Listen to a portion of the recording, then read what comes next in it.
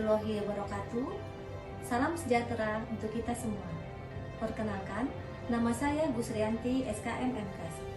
Saya dosen program studi kesehatan masyarakat STIKES Alifah Padang dengan peminatan administrasi kebijakan kesehatan. Saya menyelesaikan pendidikan S1 dan S2 saya di Universitas Andalas. Pada kesempatan ini, izinkan saya untuk menyampaikan pernyataan diri dosen dalam unjuk kerja Tridharma Perguruan Tinggi bidang pengajaran. Kali ini saya akan menjelaskan salah satu mata kuliah yang saya ampu, yaitu Kepemimpinan dan Berpikir Sistem. Mata kuliah Kepemimpinan dan Berpikir Sistem ini didapatkan oleh mahasiswa di semester genap, tepatnya di semester 6. Mata kuliah ini memiliki bobot 2 SKS dengan teori. Sesuai dengan visi misi Prodi Kesehatan Masyarakat, yaitu menjadi program studi kesehatan masyarakat yang unggul dalam menghasilkan manajer kesehatan. Mata kuliah ini menjadi mata kuliah wajib di Prodi Kesehatan Masyarakat STIKES Alifah Padang. Mata kuliah ini membahas berbagai konsep, teori, fungsi, tipologi, gaya, dan model pendekatan kepemimpinan pada umumnya. Selanjutnya, pembahasan dikaitkan dengan bidang-bidang kesehatan, termasuk karakteristik dan kemampuan yang diperlukan oleh pemimpin-pemimpin kesehatan di Indonesia. Kegiatan pembelajaran meliputi pemberian informasi, diskusi, pemberian tugas, dan presentasi. Adapun capaian pembelajaran mata kuliah ini yaitu, yang pertama, mahasiswa mampu menjelaskan tentang pengertian kepemimpinan. Yang kedua, mahasiswa mampu menjelaskan tentang bagaimana pemimpin yang baik, syarat-syarat menjadi seorang pemimpin, dan karakter seorang pemimpin. Yang ketiga, mahasiswa mampu menjelaskan tipe-tipe dan unsur kepemimpinan. Yang keempat, mahasiswa mampu membedakan antara pemimpin dan kepemimpinan. Yang kelima, mahasiswa mampu menjelaskan syarat menjadi pemimpin yang baik dan teori lahirnya seorang pemimpin. Materi pada mata kuliah ini yaitu, yang pertama, menganalisis syarat-syarat dan prinsip-prinsip kepemimpinan. Yang kedua, perkembangan pendekatan kepemimpinan dan menganalisis model-model. Yang ketiga, pemimpin sebagai pengembang atau pembina dari suatu organisasi. Yang keempat, menganalisis berbagai tipe dan gaya kepemimpinan. Yang kelima, perkembangan pendekatan kepemimpinan dan menganalisis model-model kepemimpinan. Metode pembelajaran yang saya gunakan pada mata kuliah ini yaitu student centered learning. Selain perkuliahan di kelas, pada mata kuliah ini saya juga menerapkan komponen pembelajaran berupa tugas terstruktur, tugas mandiri, presentasi kelompok, dan studi kasus.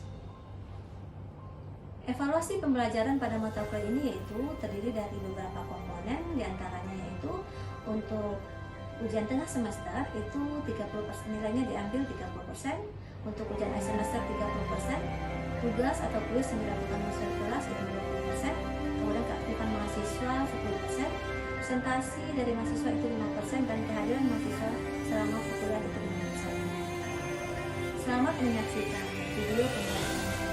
Terima kasih.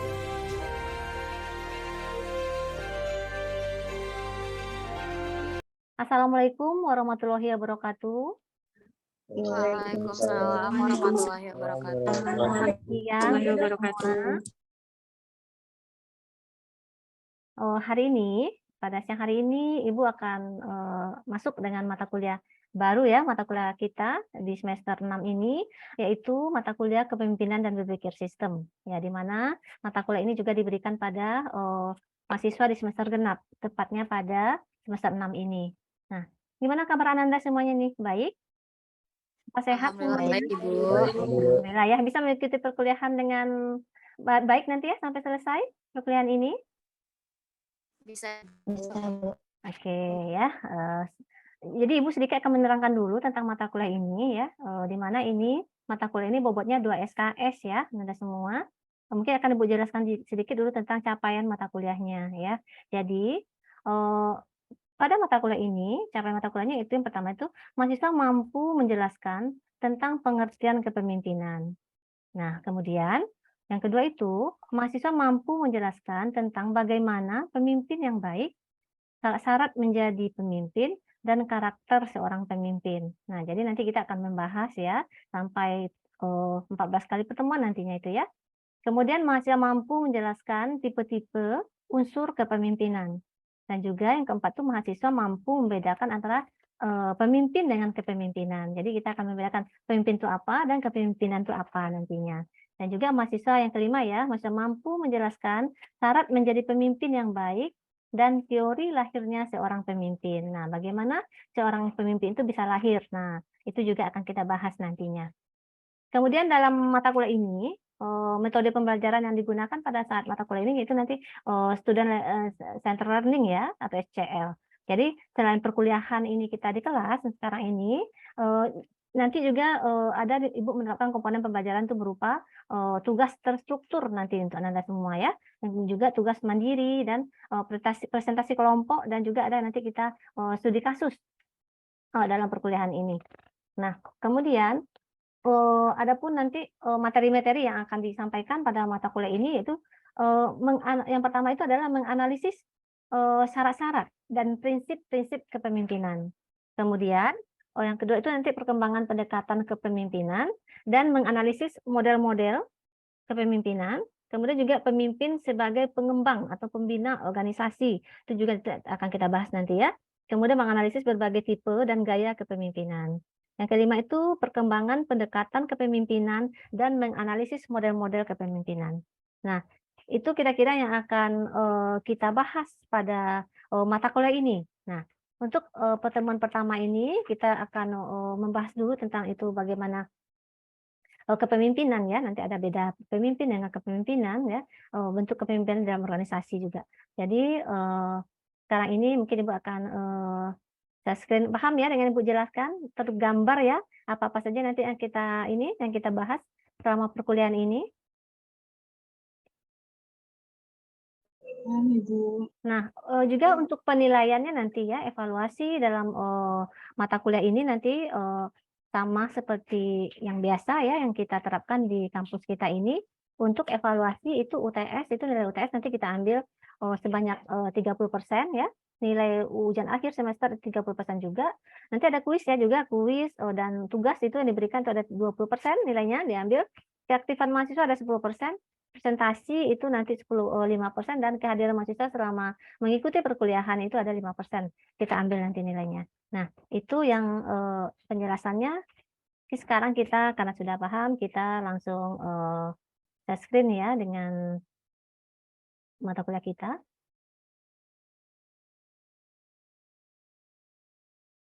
Apa sudah terlihat, Ananda? Oke, apa sudah terlihat slide-nya? Sudah, Ibu. Oke, terlihat dengan jelas ya. Jelaskan dulu tentang apa itu kepemimpinan. Ya. Kepemimpinan itu adalah sekumpulan dari serangkaian kemampuan dan sifat-sifat kepribadian, termasuk di dalamnya kewibawaan, untuk dijadikan sebagai sarana dalam rangka meyakinkan orang yang dipimpinnya, agar mereka mau dan dapat melaksanakan tugas-tugas yang dibebankan kepadanya dengan rela, penuh semangat, ada kegembiraan batin, serta merasa tidak terpaksa. Nah, di sini kita tidak ada unsur paksaan di sini. Jadi kita itu diharapkan ini bisa melakukan suatu pekerjaan itu dengan keadaan happy ya, tidak ada tekanan. Nah, di sini ada unsur kepemimpinan. Yang pertama itu adalah kepemimpinan itu melibatkan orang lain.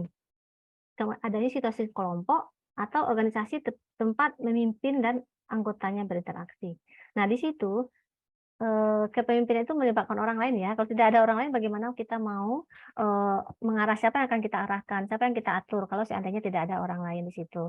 Nah, jadi makanya adanya di situ dia katakan ada situasi kelompok katanya, atau organisasi tempat si pemimpin atau anggotanya berinteraksi. Itu yang organisasi itu tadi kan, tempat kita berinteraksi untuk bekerja sama satu dengan yang lainnya. Bekerja itu kan tidak bisa sendiri ya. Jadi ada keterkaitan antara satu dengan yang lainnya, masing-masing bidang tersebut. Supaya apa? Supaya tujuannya itu tercapai. Nah, kan tujuan orang melakukan satu kegiatan itu kan untuk mencapai satu tujuan. Nah, kemudian yang kedua, di dalam kepemimpinan terjadi pembagian kekuasaan dan proses mempengaruhi bawahan oleh pemimpinnya. Nah, jadi ada pembagian kekuasaan di situ. Tidak semuanya itu dikuasai orang itu saja, tidak. Makanya di dalam suatu organisasi ada bagian-bagian yang memimpinnya kan, ada kepala bagian mungkin, ada manajer, ada apa, yang membantu si pimpinan ini. Jadi ada pembagian kekuasaan di situ. Nah, kemudian ada tujuan bersama yang harus dicapai. Nah, ini dia, tujuan bersama yang harus dicapai itu yang Ibu katakan tadi. Semua anggota organisasi itu harus tahu tujuannya mau kemana, apa yang mereka harus capai, dan kapan tujuan itu harus dicapai. Nah, itu dia. Jadi, ada tujuan bersama yang harus mereka capai. Kalau tidak ada tujuan bersama yang akan dicapai, ngapain dia di situ bekerja kalau nggak tahu apa-apa kan? Jadi makanya semua anggota organisasi beda antara kepemimpinan dengan pemimpin. Jadi dia berbeda ya.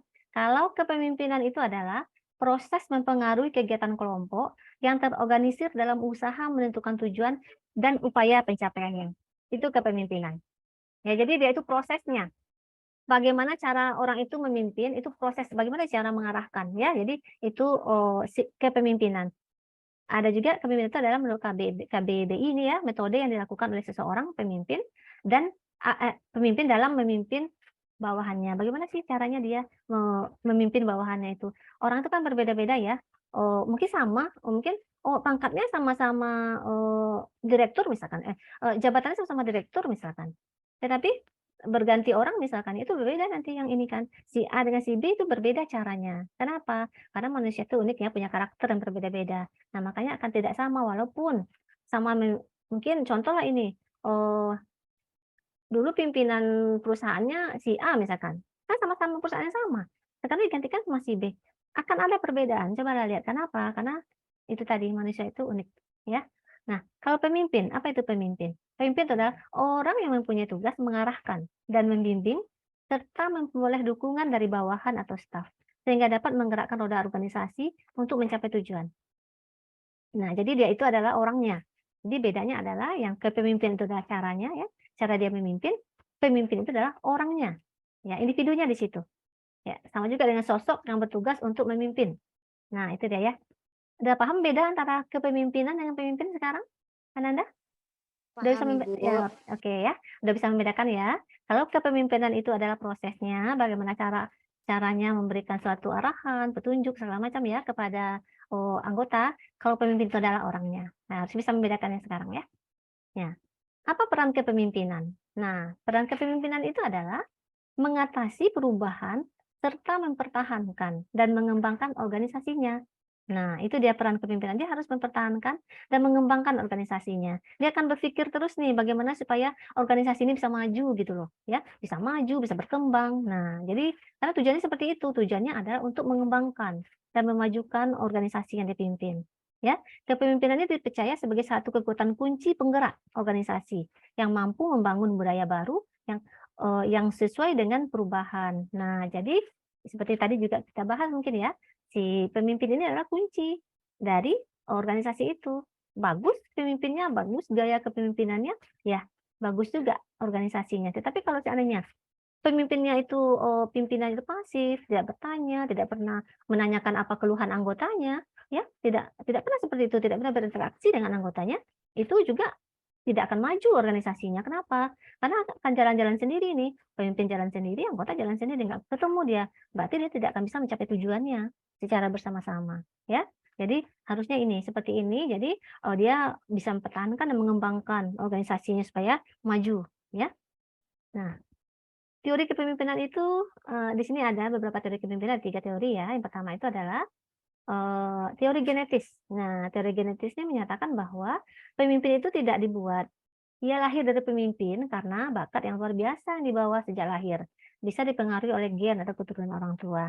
Nah, contoh ini kalau ini kan berarti dia ini lahir dari keluarga yang sudah ada garis kepemimpinan kayak keluarga kerajaan gitu ya, meninggal segala macam gitu ya. Jadi dia memang udah ada gennya di situ. Jadi dia ini bukan dibuat, memang udah lahirnya seperti itu gitu. Ya bisa kan dicontohkan itu kayak kerajaan-kerajaan itu kerajaan Inggris misalkan seperti itu kan. Dia udah lahirnya udah ada ini, oh nanti dia akan jadi pangeran, nanti jadi ratu segala macam. Itu sudah ini dari keturunannya dia udah seperti itu gitu. Ada teori sosial. Nah, teori sosial ini mengatakan bahwa pemimpin itu tidak lahir begitu saja katanya, tapi dia harus disiapkan dan dibentuk untuk menjadi pemimpin. Nah, ini orang ini disiapkan dengan dia ada sekolah ya, pendidikannya, kemudian pelatihan-pelatihan ya, banyak belajar dia untuk jadi pemimpin itu dari teori sosial itu ya. Jadi setiap orang tuh bisa menjadi pemimpin melalui usaha, menyiapkan kaderisasi dan melalui proses pendidikan atau pembelajaran. Ini dia yang teori sosial. Dia belajar dulu dia, baru dia bisa. Kemudian yang ketiga itu ada teori ekologis. Nah, sebelumnya menyatakan pemimpin yang ideal jika sejak lahir telah memiliki bakat kepemimpinan, kemudian bakat tersebut dikembangkan katanya melalui pengalaman dan usaha pendidikan yang disesuaikan dengan perkembangan ilmu atau teknologi. Nah, jadi dia ini udah ada bakat nih, udah ada jiwa kayak Nanda nih di kelas misalkan. Kan terlihat itu, siapa saja yang punya bakat, sebagai pemimpin dan kelihatan itu. Dilihat dari tanggung jawabnya dia, dilihat dari cara dia bergaul sehari-hari dengan temannya mungkin, cara dia, kesehariannya bisa dilihat tuh yang ini, yang ada jiwa-jiwa kepemimpinan itu. Bisa kita lihat ya, udah kelihatan. Nah ini adalah dia sejak lahirnya sudah tapi, setelah itu dia, menambah lagi pengalamannya itu dengan pendidikan, ya. Ditambah lagi, sebenarnya dia sudah punya bakat, ditambah lagi dengan pendidikan. Jadi tambah ini dia, ya, tambah ini bisa dia jadi seorang pemimpin. Nah, kemudian tipe gaya kepemimpinan. Mengapa setiap orang punya style ya, gaya kepemimpinan yang berbeda katanya? Ya, jadi karena setiap orang memiliki karakteristik seperti Ibu katakan tadi ya, punya sifat, kebiasaan, temperamen, watak, dan kepribadian sendiri yang khas dan unik. Nah, sehingga membedakan dirinya dengan orang lain. Walaupun sama yang dipimpin, pekerjaannya sama, bidangnya sama, tetapi kalau orang yang berbeda akan beda, ya. Yang kemudian mewarnai perilaku dan gaya kepemimpinannya. Nah, nanti ini coba nih kita sendiri nanti kan bakal jadi ini nih manajer nih, pimpinan nih, tanyakan ke dirinya, "Saya ini gimana ya?" Gitu ya. Coba bertanya, "Nanti saya kalau jadi pemimpin saya yang kayak mana?" Gitu. Ya, boleh kita contoh orang tokoh mungkin siapa mau kita ini boleh, ambil yang positifnya. Nah, dengan adanya itu tadi, muncullah beberapa style atau gaya kepemimpinan. Ada kepemimpinan demokratis namanya, ada karismatis, ada paternalistis, ada militeristik ya. Itu untuk aparat ya, ada otoriter yang kita kenal dengan otoriter ya, dia aja yang diikuti ya.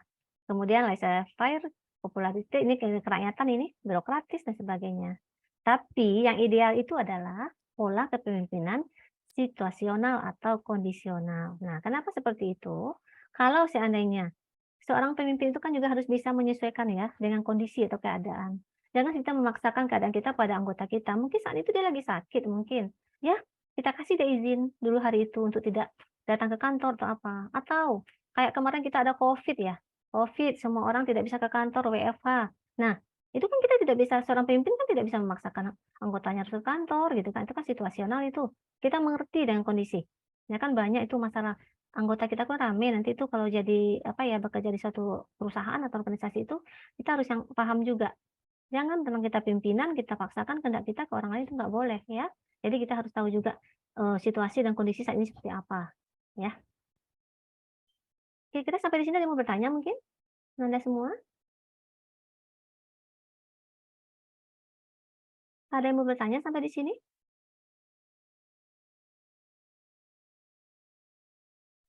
Enggak, Bu. Enggak, Bu. Apakah masih jelas penyampaian Ibu sampai sekarang? Paham? Masih, Bu. Masih, Bu. Oke, kita lanjut ya. Nah, di sini ada tuh syarat kepemimpinan ya. Syarat-syarat kepemimpinan itu apa saja? Yang pertama itu ada kekuasaan ya. Kalau tidak ada kekuasaan bagaimana ya kita akan ini ya jadi pemimpin. Jadi kekuasaan itu adalah kekuatan, otoritas dan legalitas yang memberikan wewenang atau kepercayaan sebagai pemimpin untuk mempengaruhi dan menggerakkan para pengikutnya. Nah, itu dia yang dikatakan dengan kekuasaan itu ya. Jadi kepemimpinan itu syaratnya ada kekuasaan. Nah, jadi bisa dia menggerakkan para pengikutnya. Nah, itu dengan caranya dia ya. Kemudian ada kewibawaan di situ. Adalah kelebihan, keunggulan, keutamaan pemimpin mampu mengatur pengikutnya. Nah, jadi kita terus mampu mengatur pengikut kita, jangan sampai kita diatur. Nah, bagaimana supaya kita mampu mengatur pengikut kita itu? Kita itu jangan pernah berjanji nggak ditepati, misalkan seperti itu. Nanti orang nggak akan percaya. Kalau orang sudah nggak percaya ke kita nggak akan bisa mengatur mereka. Ya, mungkin kita suruh datang jam 8 pagi, kita datangnya jam 10. Nah, berarti kan nanti selalu begitu. Nah, akhirnya apa? Kita suruh orang datang, orang akan mau datang. Kenapa? Karena kita tidak bisa menepati janji kita, begitu ya. Kemudian kemampuan adalah segala daya, kekuatan, kecakapan, kesanggupan, dan keterampilan teknis maupun sosial. Nah, jadi kemampuan kita harus mampu, harus bisa. Nanti mungkin anggota akan bertanya ke kita, Nah, bagaimana ini? Nah, kita nggak bisa misalkan seperti itu. Itu kan malu juga kita sebagai pemimpin nanti kalau kayak begitu ya. Jadi makanya kita harus paham dan tahu dengan pekerjaan kita. Kita pemimpin yang baik. Nah, bagaimana pemimpin yang baik itu? Tadi kita sudah mencontohkan tuh yang tidak boleh ya, pemimpin yang tidak baik itu seperti apa. Nah, sekarang pemimpin yang baik. Yang pertama itu adalah gemar dan cepat mengambil keputusan. Nah, jadi kalau ada sesuatu terjadi, dia cepat diambil keputusan. Jangan digantung-gantung ya, jangan dibuat orang menunggu-nunggu gitu. Cepat aja bersikap mengambil tindakan untuk mengambil keputusan. Ya, kemudian dapat dan mampu bertindak sebagai penasehat. Nah, ada kalanya kan nanti itu antara kita anggota kita itu punya masalah atau apa, kita cepat bisa memberikan nasihat yang positif yang diberikan ya kepada anggota itu bisa. Bagaimana cara kita memberikan nasihat, Bu? Nah, kita kalau orang punya masalah, kita kan tanya dulu nih, antara si A dan si B bermasalah tuh. Kita panggil si A, kita panggil si B. Nah, bagaimana caranya nanti setelah kita simpulkan si A ngomong gini, si B ngomong begini, kan kita analisa lagi. Nah, apa kira-kira nasihat yang kita sampaikan untuk demi kebaikan orang ini gitu nah. Nah, kemudian menguasai teknik komunikasi. Nah, komunikasi lagi, makanya Ibu bilang tadi kan, komunikasi ini sangat penting. Apapun itu, ya, sangat penting komunikasi itu. Kita harus menguasai teknik komunikasi. Bagaimana cara berkomunikasi yang benar, ya, yang baik itu seperti apa, gitu ya. Mikir dulu baru ngomong, ya. Jangan sampai nanti omongan yang keluar dari mulut kita itu menyakiti hati orang, ya. Jadi, harus kita kuasai teknik komunikasi seperti apa. Cara berbicaranya ya, kita berbicara dengan siapa, harus punya tujuan ya, berbicara itu ada alamatnya, ada tujuannya ke siapa. Kemudian menguasai prinsip human relation. Ya kenapa? Karena ini berurusan dengan orang banyak juga kan, jadi dia harus mempunyai prinsip itu juga. Kemudian adil dalam memperlakukan bawahan. Jangan sampai ada berat sebelah, kita tidak adil. Ya, ke si A begini perlakuannya. Si A terlambat dibiarin aja nggak apa-apa. Si B terlambat dimarahin, itu nggak boleh. Ya, si A nggak mengumpulkan tugas pekerjaannya, nggak apa-apa, si B dimarahin, tidak seperti itu. Kemudian objektif, pandang orang itu sama semuanya ya, jangan sampai nanti membeda-bedakan. Nah itu kira-kira. Kira-kira bisa nggak jadi pemimpin yang baik ya nantinya kalau sudah bekerja? Insya Allah bisa, Bu. Bisa, Bu. Insya Allah bisa ya dengan adanya materi ini sekarang ini setidaknya nanti kan sudah tergambar tuh, oh begini ya. Kalau kita begini nggak disenangin ya, kayak kita arogan, kita nggak disenangin orang, ya jangan punya sifat kayak gitu ya. Kalau kita nggak adil, nggak disukai orang, jangan kita buat gitu ya. Setidaknya sekarang sudah tergambar ini, bagaimana nanti. Ini kan calon-calon pemimpin yang Bu ajar nih ya. Jadi sudah tergambar nanti bagaimana kita di lapangan itu. Insya Allah nanti semuanya dipimpin semua ya, jadi pimpinan semua nanti di lapangan setelah bekerja, setelah tamat dari Stikes Alifa ini. Itu harapan kami ya. Diaminkan saja dulu ya. Oke. Amin, Bu. Iya. Oke. Sebelum diakhiri ini, ada yang bertanya mungkin? Ibu. Ya, silakan bertanya. Baik, terima kasih Bu. Kenalkan nama kami Saadila, 1913-2005. Izin bertanya Bu. Jadi bagaimana seorang pemimpin ini strategi yang harus dikuasai oleh pemimpin tersebut dalam meningkatkan kompetensi dari anggota timnya agar anggota tim tersebut mau melaksanakan tugas tupoksi masing-masingnya. Jadi tujuan dari organisasi tersebut dapat tercapai. Ya, udah. Baik sekali ya, bagus sekali.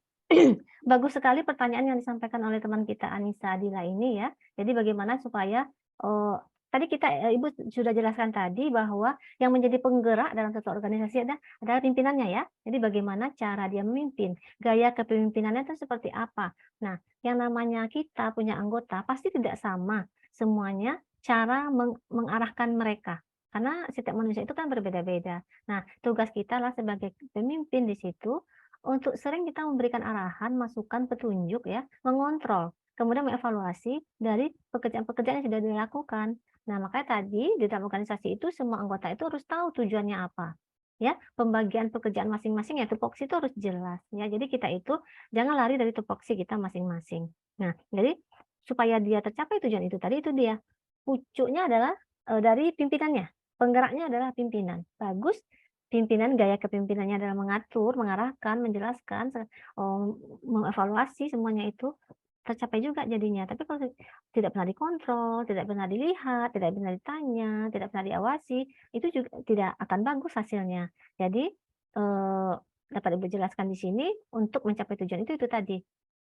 kalau penggeraknya bagus ya jalannya juga bagus. Tetapi kalau penggeraknya tidak bagus, nah dia juga tidak ini ya, tidak akan berjalan dengan baik, tidak akan tercapai tujuannya. Ya, begitu ya Nisa? Baik, Bu. Terima kasih, Bu. Ya, sama-sama. Ada lagi mungkin mau bertanya? Izin Nadia, Bu. bertanya, Bu. Izin Nadia bertanya, Ya, Bu. silakan Nadia, silakan. Baiklah.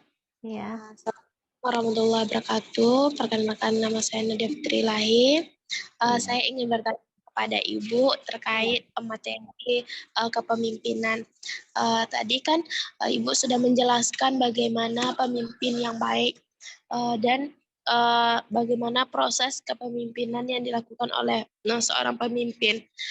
Jadi Bu, pertanyaannya, seorang pemimpin sudah melaksanakan tugasnya sesuai dengan kepemimpinan yang baik dan sesuai dengan standar seorang pemimpin. Tetapi masih di suatu instansi atau organisasi tersebut anggotanya masih saja belum menerapkan bagaimana aturan-aturan yang diciptakan oleh seorang pemimpin dan masih banyak pelanggaran-pelanggaran yang dilakukan oleh staf atau karyawan dalam suatu perusahaan tersebut, Bu.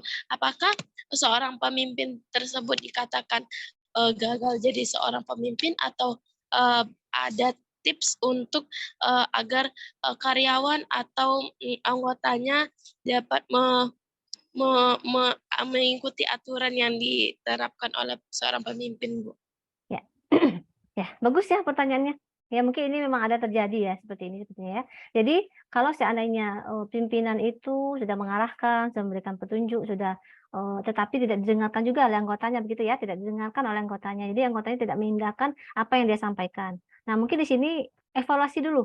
Kita evaluasi dulu sebagai pimpinan. Bagaimana cara kita menyikapi seperti mungkin kenapa kok banyak orang tidak mendengarkan kita? Kenapa kok dia tidak mau berubah atau seperti yang kita sampaikan. Nah, kita koreksi diri kita dulu. Bagaimana kita? Mungkin ya, mungkin kitanya juga seperti itu. Kita mungkin tidak pernah mengejar sesuatu sampai tuntas. Contoh seperti itu. Tadi kan nggak boleh kan?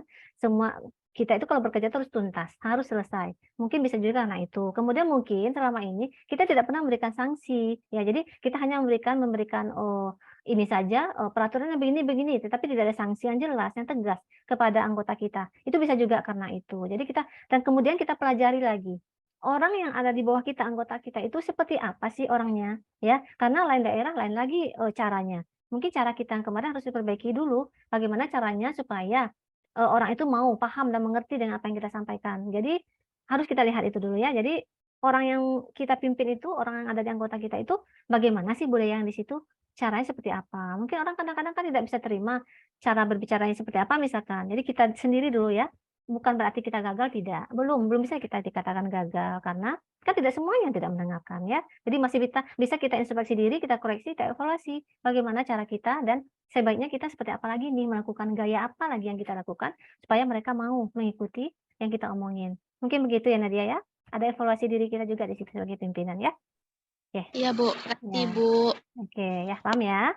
Ya mungkin anak-anak semua ini kan baru pertemuan pertama ya. Besok di minggu depan kita juga akan ketemu lagi. Kita bisa lagi membahas tentang materi dengan materi berikutnya juga tentang kepemimpinan juga ya. Jadi kita masih di sini nih bicaranya. Mungkin kalau masih ada yang ingin bertanya nanti mungkin minggu depan kita bisa sampaikan kembali.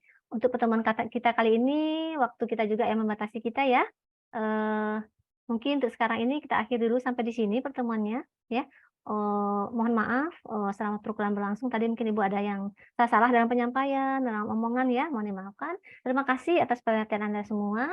Ibu tutup dengan mengucapkan Assalamualaikum warahmatullahi wabarakatuh.